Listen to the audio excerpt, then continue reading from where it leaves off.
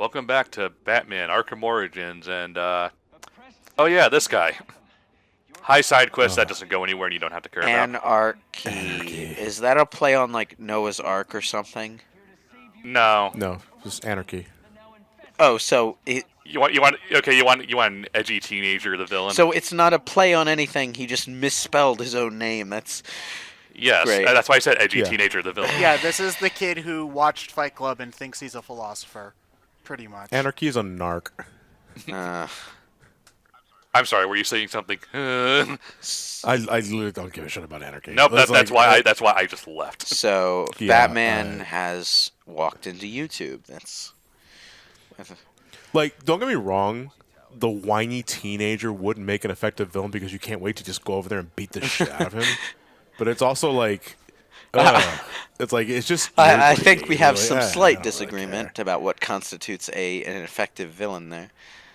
Well, I mean, you'd want to beat him up, I suppose, which Well, yeah, counts for something. you also wanted to beat Gilderoy Lockhart up. That didn't make him an effective villain. He was kind of an idiot. That's Harry Potter, right? Yeah, Yeah. Okay. Sorry, I'm super rusty on my Harry Potter. Gilderoy Lockhart was the like- author who. Just like the lack of audio here. Gilderoy Lockhart was the author who wrote a bunch of books about how he took down all these monsters and stuff. Oh, that's the Defense Against the Dark Arts guy from like what, the third movie? Second. Second?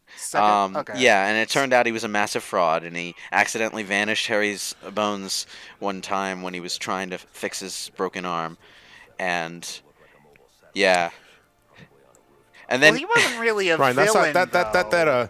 that lack of audio. he was depressing. We're gonna have to absolute- put, like maybe like the elevator version of the '60s. he Batman was theme there. absolutely a villain. He was a fraud, and he did this by spoiler alert for Chamber of Secrets if you haven't read it for A some book reason that's yet. a book that's over 20 years old at this point. Well, just about. But, like, if you haven't read it yet. Okay, 3, 2, 1, spoilers.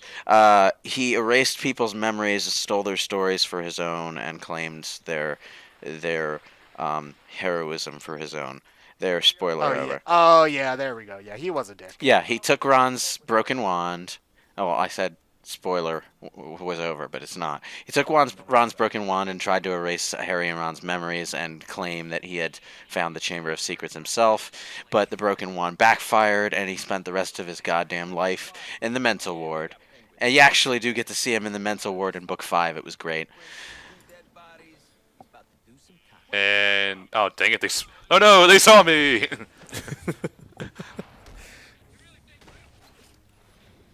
But Batman, those are police. Those are good guys. Nope, they're trying to shoot me. Okay, but have you ever thought Batman is the real villain? No. Okay, yeah, that Be does sound Commissioner stupid. Loeb. So, okay, question. I know that like the ship area was kind of like a more linear part of the game, like not like really a dungeon, but fills that same sort of role. How much of the after you first explore the city, how much do they just basically expect you to go from point to point of like these little mini areas versus like That's the entire game. Okay. You just pretty much described the entire okay, game. so they don't really expect you to do much with the overworld aside from you Doing The city side is quests. relegated to a lot of side quests. stuff. Okay, I don't. The only side quest I do is Mad Hatter because he's our obligatory Scarecrow section. Ah, I don't know how I feel about that because on one hand, like you could say that in every overworld game, the overworld is just kind of a glue that puts the game together. That's true. Right. But on the other hand, it does make the stuff in the overworld feel even more like Visi work if none of the quote unquote main game takes place there at all. You know? yeah. I think for the sake of telling the story, they wanted to keep everything inside buildings and what have you to keep it constrained. A and few, easier to a few develop. exceptions, of course. I think they Yeah, also of wanted course. to do it for performance because I have noticed a lot of stuttering and stuff when you are exploring the overworld. Yeah, again, no matter what version of the game you have, It this game stutters. is not Okay. optimized as well. as it I'm could gonna have say, like, I like the fact that they tried to work in the detective elements from Batman as a mechanic, but I think the detective mode ended up, like, throughout the series, eventually starting to work against itself, because we don't actually have to figure out anything ourselves. That's a problem with a lot of detective games. Really. Well, sort of. There are ways to do it. Like, have you ever played Sherlock Holmes: Crimes and Punishments, for example? I have not. Okay, you detect you as you go around solving cases, you collect clues and stuff, and based on what clues you have, you go into this menu and sort of connect them in various ways. You can come to wrong conclusions, and different cases will have different endings based on what conclusions you come to. Yeah, there's no risk of fucking things up in these detective scenes. It's not like by the end of it you can accidentally like incarcerate Alfred. So, it's just not very fleshed out, and I think part of the reason for that is that they've been busy iterating on detective mode itself rather than on being a detective. This isn't. Yeah, because there's more to detective than seeing. Oh, there was blood here. Yeah. The It's bullet ended there, It's you like know. this would have been a good opportunity for them to use, as I said in an earlier part, the fact that this takes place in the past and could, not have these technologically advanced things in it reasonably. They could have gotten rid of detective mode and had Batman do detective stuff some other way and drawn on how he's been portrayed doing that in the past. But they kept detective mode and made it even more detective mode. Um, so, I mean, I would have loved to spend some time in this game doing stuff like, well, even Batman in the animated series fucking had those times where he was doing serious detective stuff, like getting under desks with little tools and collecting evidence and drawing conclusions and going back to his Batcave and analyzing stuff, and it was good. You don't see that Batman very often. Well, I feel like the detective mode is in the game for the most part so that you can see where enemies are when you're doing stealth. Because the game Yes. is necessarily like a pretty dark with a pretty washed out color palette because that's just what people associate Batman Yeah, with, but if they wanted to take out the detective mode and they could still have enemy detection in the game by, taking a page out of The Last of Us's book and just giving you the ability to listen through walls and stuff, you know. Have bat sonar. I mean, Yeah, that's but that's a thing bats That's do. that's what detective mode is. but I don't completely fault them keeping detective mode because they didn't have a whole lot of time for this one. It's just it vexes me that this opportunity was missed. Oh, Arkham Origins only came out like a year after City, right? although 2 years? Okay. I will say that if they ever do a Batgirl game, this is also how I would imagine her using her eidetic memory to like recall things. That's the kind of stuff that actually does happen in the comic, where like she tries to remember what she did with something, so she'll like imaginate her way through the events of a party she was drunk at the previous night, and you'll like see things playing back through the panels where she's like remembering what different people were doing around the room at the time. And it was it's the kind of thing that Batgirl could actually do without technology if she happened to be there when it happened. Yeah, and you have to go through the video and try to find something you missed. And Oh, Hey, look, at least you don't have to hear that stupid goddamn song from Ace Attorney 4 over and over again. Oh, we learned one new thing. Better watch the video again. Sugar, sugar. I want to. I can't believe I'm actually Na na na na na na na na bat. I can't believe I'm actually referencing Remember Me again in this playthrough because I don't normally reference Remember Me other than to make a joke about how forgettable it is. But, this kind of also reminds me of the way Memories played back in Remember Me. Remember Me had this kind of gimmick mechanic that wasn't really fleshed out at all, but was a big selling point, where your character could remix people's memories to change their perceptions of things. And it was a really, really skeevy thing that your character could do. Like, the earliest instance of this is changing the memory of a bounty hunter who was trying to kill you because she was trying to save someone she loved, so that she remembered that person dying. So she, decides not to kill you and instead hijacks an aircraft and crashes it into the hospital in revenge, probably killing the person that she was trying to save in the process. Quite a jump. It was very riveting gameplay. I had the red wine remix. I had the white wine. Yeah. Well, basically, the memory remixing mechanic is just playing and rewinding a 3D real-time cutscene of a memory and finding details that you can mess around with. And sometimes that these can lead to completely bogus memory remixes that aren't useful at all. But there's no real reason for this because you can't move on from the segment until you find the correct one anyway. So it's really just a waste of time that gets you a trophy or something.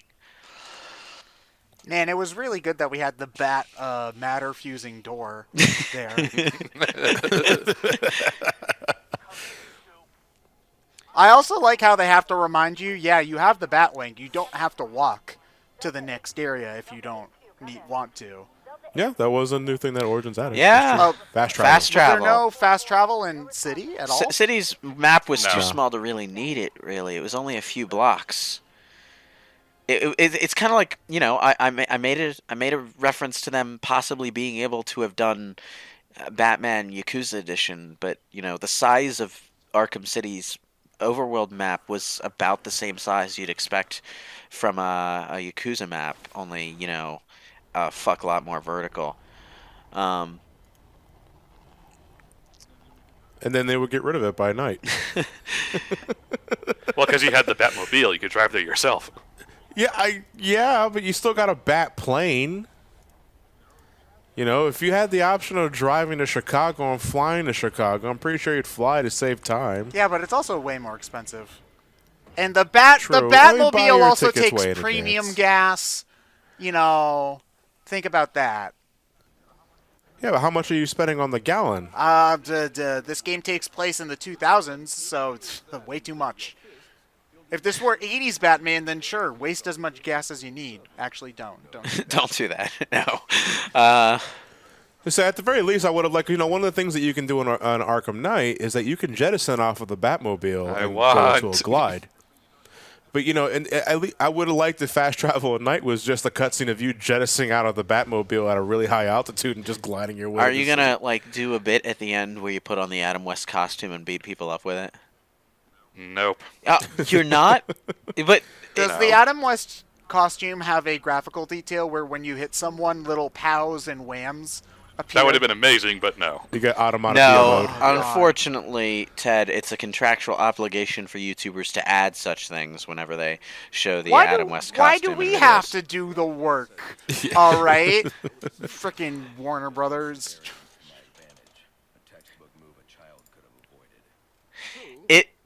I forgot until just now because it's the first time I've actually been quiet long enough to hear Batman talking in the video. I forgot it was Chris Redfield under the fucking mask. You mean Sonic the Hedgehog? You mean Chris Redfield? Yeah, Sonic the Hedgehog. Let's compromise here. Sonic the Redfield. Well, Ezio Auditore. So here's the thing, though. I don't think that Sonic and Chris could be the same character, and here's why. Since Chris is a refrigerator, that means he is rectangular. And as we all know, rectangles can't roll. So, therefore, it makes being Sonic the Hedgehog rather difficult. Mm. The logic is It also flawless. makes being Batman rather difficult because he rolls a lot.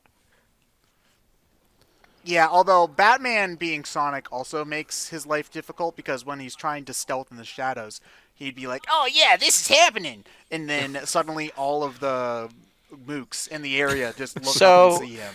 Just alerted to his presence. And then Joker's just standing on a building on the other side. You fool! That's the villain of chaos. So, is Batman the secret identity that Sonic assumes when he's having his fanfiction love affair with Rouge the Bat, or what? No, it's Dark Sonic. Ah. Yeah, brother. That one time he made an appearance in that one anime. Dark Sonic or Dark You're Sonic? talking Yeah, about that the was one weird. where he had like the evil Chaos Emeralds and became evil Supersonic, and then they never did. Sonic X is bad. Like I remember. Okay, so on Twitter, because Sonic X at the time of this recording had like just gotten on Netflix, and people are like, "Oh, they don't have the Meteoric saga, which is the best saga in the series," and I'm like, No. No. Sonic X, all of it's pretty bad, but the Meta-X Saga is terrible. The Meta-X Saga. Ted, you mean you didn't like Tails having a plant girlfriend? I can argue being angry that it's not the entire series and it's not both the English and Japanese subs. I can argue that because that's just there's stuff omitted here, the actual quality notwithstanding. It's not unique to Sonic X for that to happen. Unfortunately, quite a few shows, especially with Netflix and anime. Well, quite a few anime that have been put up on Netflix are only partial seasons, like Inuyasha. Fuck Netflix. Inuyasha has like maybe the first 1 or 2 seasons up. Yeah, but it's like, okay, yes, I understand, John, and I get that that's right, but the Meta-X Saga was so bad. Well, the entire show is just really forgettable. I never really liked the Sonic X series. No, it's honestly, like, I have a soft spot for it because I watched it while it was running, but it's just not a very good adaptation of the video games, and the Meta-X Saga is not a good original story. I mean, it's a kid. It's a kid show. It's like, I mean, yeah, but there are way better does kids well for the anime kids. out there. Oh, I agree. I can't. It's just that I'm not going to give it too much. I can't wait until the Sonic the Hedgehog movie hits theaters, and we all just like compare it to Sonic X and try to actually decide which was the better version of the Sonic arrives on real Earth and interacts with a human story. Look, I'm glad that they did change the design because the design was bad. Like, I'm glad that they did that, but at the same time, that doesn't make it a good movie. Nah, it doesn't. It does, however, allow the visual comedy to stick the landing, which it really didn't in the previous showings. Because the new design isn't just a new design; it's also like oodles more expressive. And that's good. Facial expressions are important for comedy, Yeah, I will agree. I will agree there, but the script is still, from what I can tell, bad. it's so very run-of-the-mill. Yeah, well, it's hard to tell from a trailer. I won't be surprised if that impression winds up to be accurate. But at the same time, a bad trailer could mean a bad movie, or it could just mean a bad trailer. We've had plenty of examples of both being true. I understand. And let's not kid ourselves. We're all going to see it anyway, and that's all Paramount cares about. That's the point I'm getting at. Don't go and see a movie that's 80% chance, being generous. Well, I mean, I'm not going to being bad. I'm not going to see it in the theaters anyway, but that's not because I don't want to see the movie. It's just I don't go to movie theaters for anything except like the stuff I really, really am interested in watching, like Star Wars or Fantastic Beasts or something. Considering the date it's coming out, I may or may not have a choice depending on my friends. Happy birthday to you. Watching Sonic, you will do. You have no choice, Ryan. A gun to you, we point. What's going on? Hamilton Hill. That's awkward. Hamilton is the name of the town I'm living in. So, man. Sonic's new zone, Hamilton Hill. Man, the tickets there are it's so expensive to get parking. Like what? Like $3,000 a person? Man. Hamilton Hill Zone is the Sonic the Hedgehog level that happened when the ham that Alfred brought Batman at the beginning got really angry that Batman ignored it and decided to take over the world. Huh. And then it did R&B musical numbers? Yeah. Okay.